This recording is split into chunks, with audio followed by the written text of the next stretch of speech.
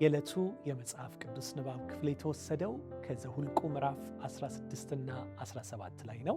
የእግዚአብሔርም ክብር ተገለጠ በሚል ርዕስ አጠር ያለ የእግዚአብሔር ቃል መልእክት እንካፈላለን። እስቲ በጥያቄ እንጀምር። እጅግ በጣም ብዙ ያገለገልናቸው ሰዎች በእኛ ላይ ተነስተውብን ሕይወታችንንም ደግሞ ለማመሰቃቀል ብሎም ለማጥፋት ከበውን ያውቅ ይሆን? ምናልባት እስከዚህ ደረጃ የደረሰ ከባድ ጥቃት አልተቃጣብን ይሆናል። ነገር ግን መልካም ካደረግንላቸው እጆች ክፉ ምላሽን መቀበልን ብዙዎቻችን ተለማምደናል ብዬ አስባለሁ። ስሜቱ ደስ አያሰኝም፣ እጅግም ፈታኝ ነው። ታዲያ በዚህ የመጽሐፍ ቅዱስ ክፍል ላይ የምናገኘው ሙሴና አሮን የገጠማቸውን እንዲህ ያለውን ከባድ ፈተና ነበር። እጅግ ብዙ ደክመው ያገለገሏቸው ሕዝበ እስራኤል በጥቂት በቅናት የታወሩ የሥልጣን ጥመኞች አነሳሽነት አመፁባቸው።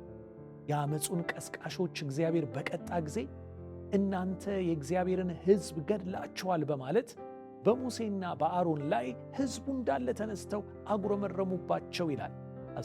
ምዕራፍ 14 ቁጥር 41 ላይ ሄደን ስናነብ ሙሴም እና አሮንም እነሱን ለመቃወም የተሰበሰቡ ሰዎች ነበሩ እና በተሰበሰቡ ጊዜ ወደ መገናኛው ድንኳን ዘወር አሉና ሙሴና አሮን ድንኳኑ በድንገት በደመና ተሸፍኖ አዩት፣ የእግዚአብሔርም ክብር ተገለጠ ይላል።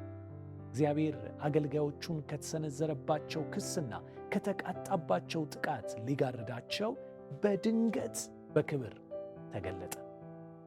እኛም እንደነ ሙሴ ሁሉን ለእግዚአብሔር አሳልፈን በመስጠት ስናገለግለው እርሱ ውጊያችንን ይዋጋልናል። እኛ ልናጠራው የማንችለው በክፉዎች ጭቃ የተቀባውን ስማችንን እርሱ ያነጻልናል። ለከሳሾቻችን ምላሽ ይሰጥልናል። አሮንና ሙሴን በዚህ ሁሉ ውስጥ ሲያልፉ በእግዚአብሔር ጸጋ የእርሱን የፍቅር ባሕሪ ተላብሰው ለሕዝቡ ምሕረትን ከመጠየቅ ያለፈ የበቀል እርምጃ አልወሰዱም ነበር። ቃሉን ስናጠና እንደምናገኘው እኛም ተመሳሳዩን እንድናደርግ የእነርሱ ታሪክ ለትምህርታችን ተጽፎልናል።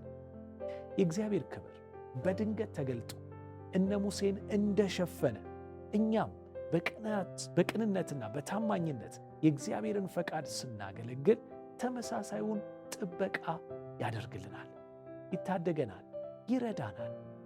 እሱ ደግሞ ሲዋጋልን አሸናፊዎች ያደርገናል። ስለዚህ እንዲህ ብለን እንጸልይ። አባት ሆይ እኛንም ስለምትሸፍንበት ክብርህ እያመሰገንን አንተን በመታመን ክፉን በክፉ እንዳንመልስ ይልቁንም ያንተን ፍቅር ባሕሪ ተላብሰን እንድንመላለስ በጸጋ እርዳን። አሜን።